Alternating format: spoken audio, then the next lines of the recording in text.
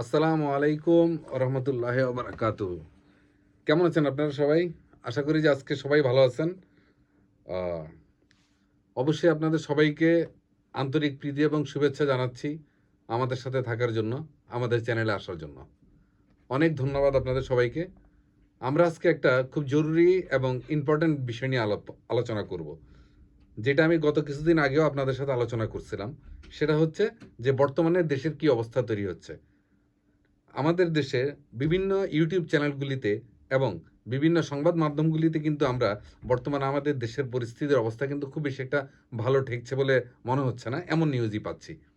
এখন কথা হচ্ছে যে কি কারণে এই সমস্ত সমস্যাগুলি সৃষ্টি হয়েছে। প্রত্যেকটা দেশে প্রতি বিপ্লবের পর, একটা বিপ্লব হওয়ার পর অথবা একটা গণ অভ্যুত্থান হওয়ার পর পিছন দিক থেকে অনেকগুলি সমস্যা ক্রিয়েট হয় এবং এর ফলে কিন্তু প্রতি বিপ্লব হয়। যদিও এখন পর্যন্ত আমাদের দেশে সেই অবস্থাটা তৈরি হয় নাই, তবে মূল যেই বিষয়টা হচ্ছে সেটা হচ্ছে যে আমাদের দেশের নিয়ম কানুন অথবা আইন শৃঙ্খলা পরিস্থিতির অবনতির কারণে অনেকগুলি সমস্যা আমাদের সামনে চলে এসেছে। এর মধ্যে আহ, দেখা যায় যে চুরি, ডাকাতি, ছিনতাই, হ্যাঁ, চাঁদাবাজি, তারপরে আপনার সরকারি দপ্তরগুলোতে উপরি কামানো, যেটাই বলি না কেন আমরা প্রচুর পরিমাণে কিন্তু বেড়ে গেছে। যেটা আমরা স্বাভাবিক দৃষ্টিতে মনে হচ্ছে যে না তেমন একটা বাড়ে নাই, কিন্তু প্রত্যেক দিন আপনারা ইউটিউব চ্যানেল অথবা বিভিন্ন খবরের কাগজ অথবা টিভি চ্যানেলগুলি যদি দেখেন, দেখবেন সেখানে প্রতিনিয়তই আমরা দেখতে পাবো যে দেশের মধ্যে কি অরাজকতা পরিস্থিতি তৈরি হয়েছে অথবা কি অরাজকতা পরিস্থিতি চলতেছে। এখন আমরা দেখতে পাচ্ছি যে এই যে আমাদের দেশে একটা গণ অভ্যুত্থান হলো, তার কাণ্ডারি আমরা যদি বলি আহ, কি বলে বৈষম্য বিরোধী ছাত্র আন্দোলন। সেই ছাত্র আন্দোলন কিন্তু বলা যায় যে এক হিসেবে আজকে কিন্তু তাদের কার্যকলাপ কিন্তু আর নেই। কারণ হচ্ছে যে বৈষম্য বিরোধী ছাত্র আন্দোলন হিসেবে যাদেরকে আমরা চিন্তা মতো বা যাদেরকে আমরা জানি, তারা কিন্তু আজকে আর মাঠে নাই। তারা নিজেরাই এখন একটা রাজনৈতিক দল গঠন করছে, যেটার নাম হচ্ছে বাংলাদেশ নাগরিক পার্টি, জাতীয় নাগরিক পার্টি অথবা বাংলাদেশ নাগরিক পার্টি, যেটাই হোক, ন্যাশনাল নাগরিক পার্টি।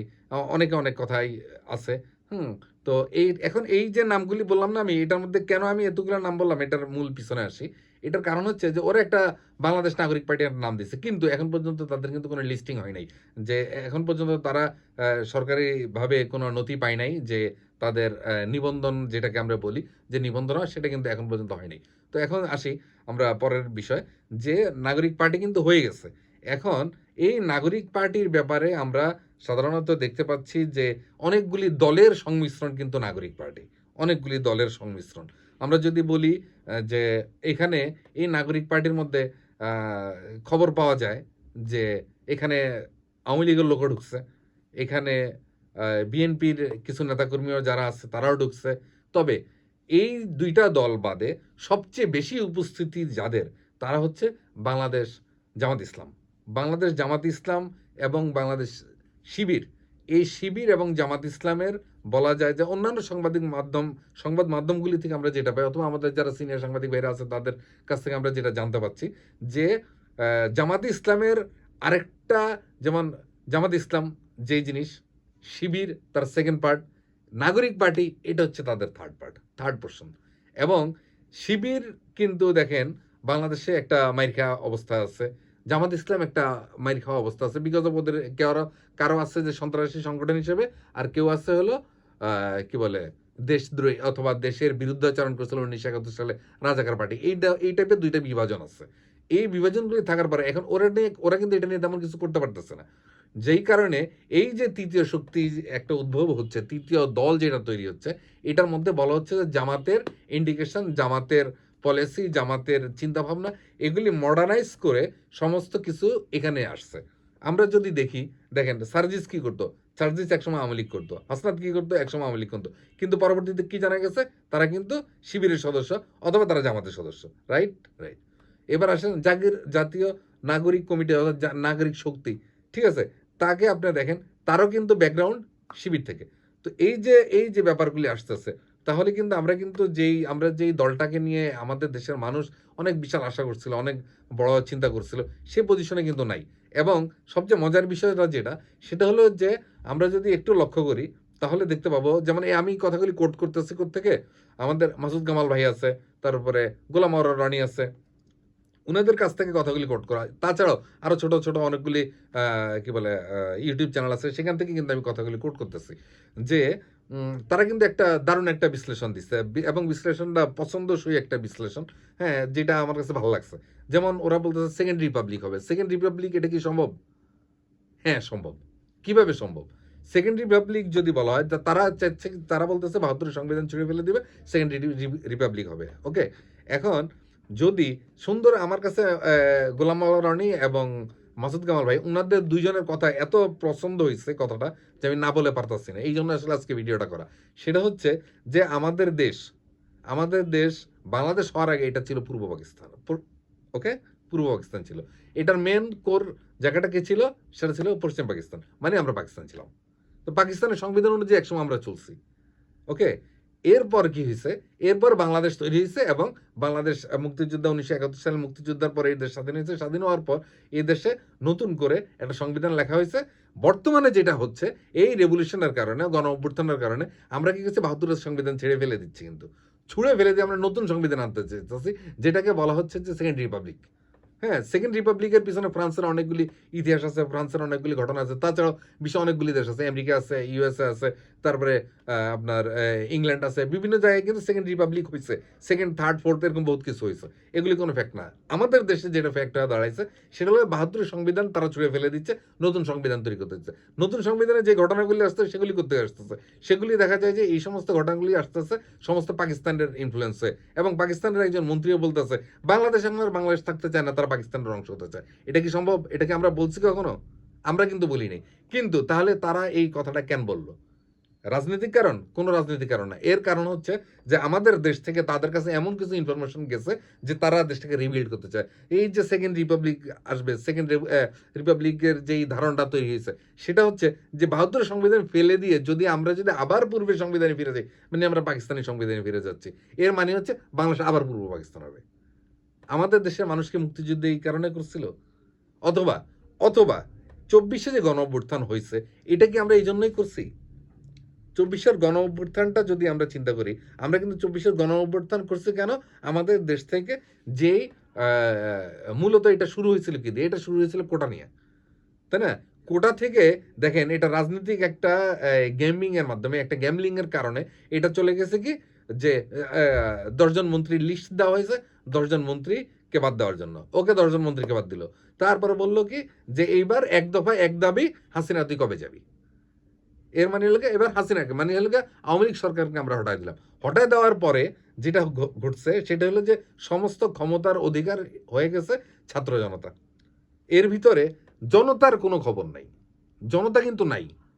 আপনি দেখেন, এই যে দলটা গঠন হয়েছে, নাগরিক নাগরিক কমিটি, নাগরিক পার্টি যেটা গঠন হয়েছে, এই পার্টির মধ্যে আপনারা যদি দেখেন যে ১ থেকে ১০ জন হচ্ছে যে ছাত্র, এবং তারা হচ্ছে ঢাকা ভার্সিটির ছাত্র। ঢাকা ভার্সিটি ছাড়া দেশের অন্য কোনো ভার্সিটির কোনো ছাত্র নাই। এর পরের পোস্টিংগুলির ২টা না ৩টা পোস্টে প্রাইভেট বিশ্ববিদ্যালয়ের ছেলেদেরকে দেওয়া হয়েছে। তাদের এমন অবস্থা যে তাদেরকে চামচামি করার জন্য রাখছে। আর নির্লজ্জের মতো এই সমস্ত ছেলেগুলি ওইখানে রয়ে গেছে। কারণ কি? ক্ষমতার লোভ, পাওয়ারের লোভ, পাওয়ার। ঠিক আছে? Power is all thing. এরকম একটা ব্যাপারের কারণে এই বিষয়গুলি রয়ে গেছে। এবার আসেন যে এই যে দলটা, এই দলের কনসেপ্ট, এবং এই দলের যে বিভিন্ন সময় নাহিদ কথা বলতেছে, সার্জিস কথা বলতেছে, হাসনাত কথা বলতেছে, তারা কি বলতেছে? তাদের কথাগুলির মূল ব্যাকগ্রাউন্ড যদি আমরা হিসাব করি, তাহলে দেখা যাবে যে এই কথাগুলির মূল কারণ কি?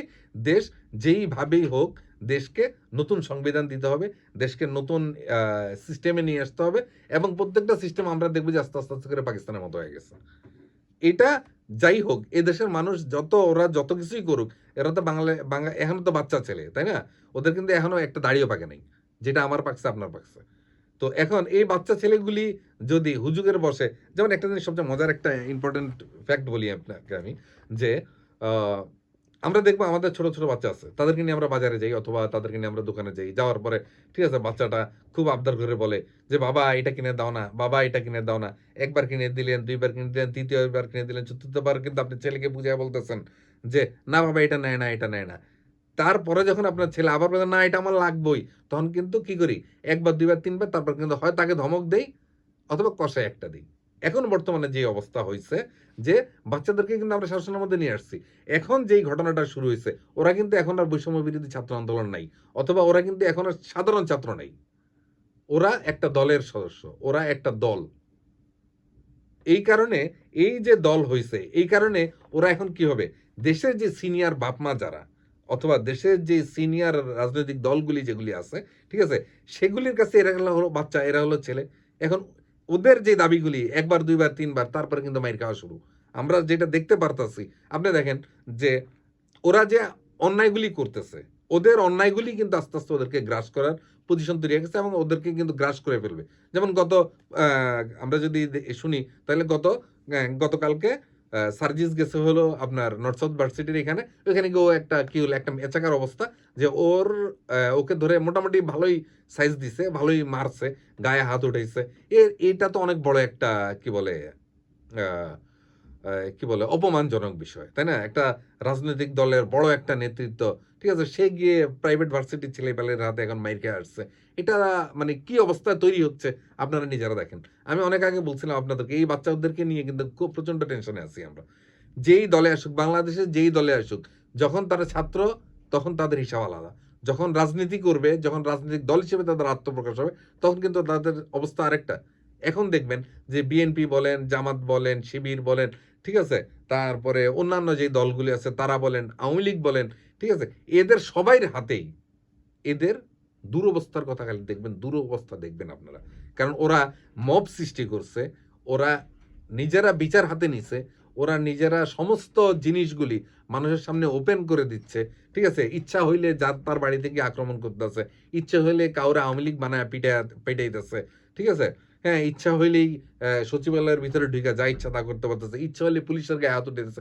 এই যে এতগুলো অন্যায় সংগঠিত হইতেছে, এই অন্যায়ের মাসুলগুলি কে দিবে? এই অন্যায়ের মাসুলগুলি দিবে এই ছাত্রগুলা। এই ছাত্র বলতে আমি ছাত্র না, যেহেতু তারা এখন পার্টি হয়ে গেছে, তারা ছাত্র থেকে কিন্তু রিলিজ, এই দলটাকে দিতে হবে, এবং এই দলটা তাই দিবে।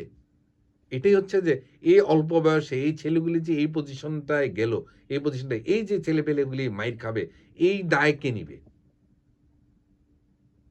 আপনারাই ভাবুন, আপনারাই বলুন। আমি আর বেশি কিছু বলতে চাই না। ঠিক আছে? আমি সবার জন্য শুভকামনা করছি, দোয়া করছি যে আল্লাহ যাতে আমাদেরকে বড় ধরনের কোনো ম্যাচাকার পরিস্থিতি থেকে যেন রক্ষা করে, এবং এই দেশে যেভাবে আ জঙ্গির উত্থান, অথবা যেভাবে মব জাস্টিস শুরু হইছে, এই মব থেকেই কিন্তু আস্তে, আস্তে জঙ্গি উৎপাদন শুরু হবে আরকি। হ্যাঁ? তো এইরকম পরিস্থিতি থেকে আল্লাহ আমাদেরকে সবাইকে হেফাজত করুক, আল্লাহ আমাদের সবাইকে রক্ষা করুক। এই দোয়াই চাচ্ছি। আপনাদের জন্য এই দোয়া করি। ভালো থাকবেন। যদি আমার কথাগুলি ভালো লেগে থাকে, তাহলে অবশ্যই একটা লাইক, একটা কমেন্টস, শেয়ার এবং সাবস্ক্রাইব করতে কিন্তু ভুলবেন না। Thank you.